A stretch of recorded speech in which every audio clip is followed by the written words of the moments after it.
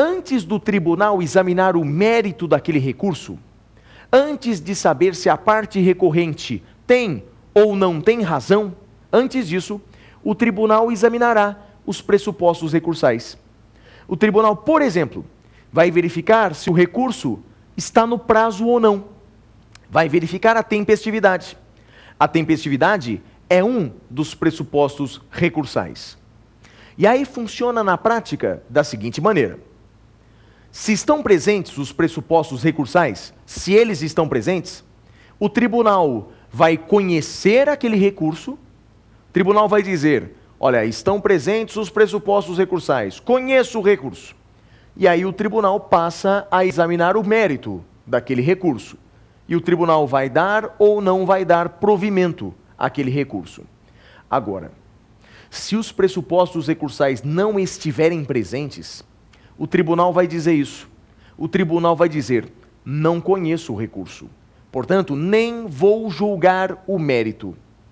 Significa então, meu caro telespectador, minha cara telespectadora, que os pressupostos recursais são requisitos necessários, indispensáveis à análise do mérito do recurso.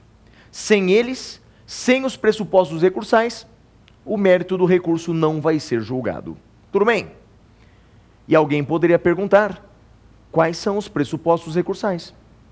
Quais são esses pressupostos em que o tribunal, e algumas vezes até mesmo o juiz, vai examinar antes de julgar o mérito do recurso? São vários pressupostos recursais.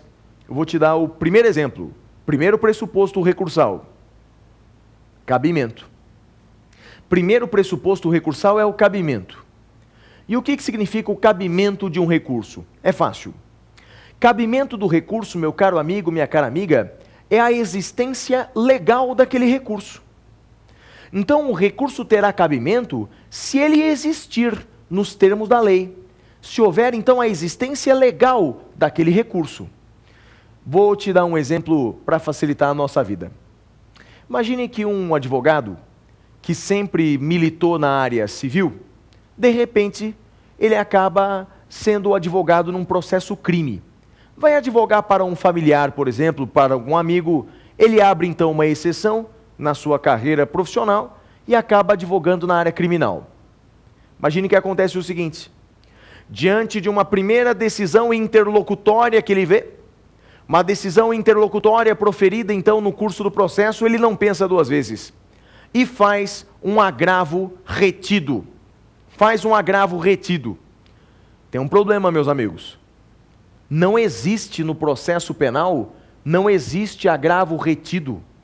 Agravo retido é um recurso que existe no processo civil. No processo civil, sim, nós temos agravo retido, não no processo penal. Então, se o advogado faz, por exemplo, um agravo retido, esse recurso não tem cabimento. O tribunal não vai sequer julgar o mérito desse recurso. Tudo bem? Cabimento, primeiro pressuposto recursal, mas há outros. Segundo pressuposto recursal, adequação. Meus amigos, não basta que o recurso exista, não basta a existência legal daquele recurso. Aquele recurso tem que ser adequado. O que é adequação mesmo? Significa que o recurso ele tem que ser adequado para atacar aquela decisão. Guarde o seguinte, para cada decisão existe um recurso adequado. Para cada decisão existe um recurso adequado. Eu costumo fazer uma analogia com relação às decisões e os seus respectivos recursos com doenças e seus respectivos remédios. Para cada doença tem um remédio específico, não é verdade? Se o paciente, por exemplo, está com uma pneumonia, você não vai dar uma aspirina para ele ficar chupando. Veja, é um remédio que existe, a aspirina existe, mas não é o remédio adequado para atacar aquela doença. Com os recursos acontece a mesma coisa. Não basta o recurso existir. O recurso tem que ser adequado para atacar aquela decisão. E existem dois princípios no processo penal que são interessantes sobre esse pressuposto da adequação. Dois princípios. Primeiro princípio, princípio da unirrecorribilidade das decisões. Princípio da unirrecorribilidade das decisões. que significa isso? Significa que, via de regra, para cada decisão, nós temos um recurso específico. Para cada decisão, um recurso específico. Esse é o princípio. Unirrecorribilidade das decisões. Tem exceção? Tem. A exceção mais famosa é aquela decisão contra a qual cabe ao mesmo tempo recurso especial e recurso extraordinário. Imagine que uma decisão ao mesmo tempo fere a Constituição e fere a lei federal. Segundo a Constituição brasileira, essa decisão é passível, simultaneamente, de recurso especial e recurso extraordinário. É uma exceção ao princípio da unirrecorribilidade das decisões. Mas tem outro princípio interessante, outro princípio importante. O princípio da fungibilidade. Princípio da fungibilidade recursal. Seguinte, a palavra fungível significa o mesmo que substituível, aquilo que pode ser trocado. Então, o que significa o princípio da fungibilidade recursal? Significa o seguinte: se não existir má fé, não havendo má fé, é possível que o tribunal ou que o juiz aceite um recurso errado como se fosse o recurso certo. Então, repito, inexistindo má fé por parte do recorrente, pode o tribunal, pode o juiz aceitar o recurso errado como se fosse o recurso certo. O CPP só prevê esse requisito aí, a inexistência da má fé. O CPP só fala dele. É bem verdade que alguns autores trazem outros requisitos da fungibilidade. Alguns autores falam, por exemplo, do prazo correto.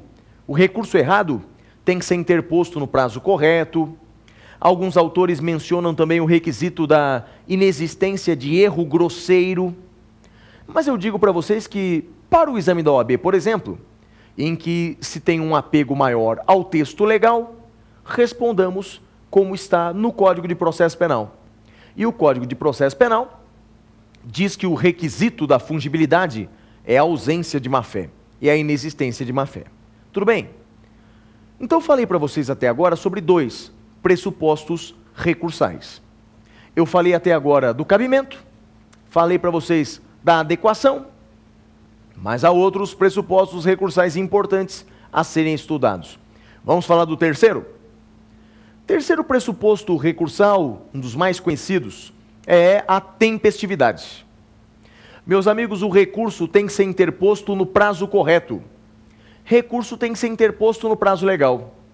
E aí, qual é o prazo legal? Isso vai depender de cada recurso. Cada recurso tem um prazo, por exemplo, a apelação. No processo penal, a apelação é um recurso que deve ser interposto em 5 dias. Então, esse é o prazo da apelação no processo penal. Mesmo prazo, muitos outros recursos também têm. Por exemplo, o recurso em sentido estrito também tem que ser interposto em 5 dias. O recurso ordinário constitucional, também 5 dias.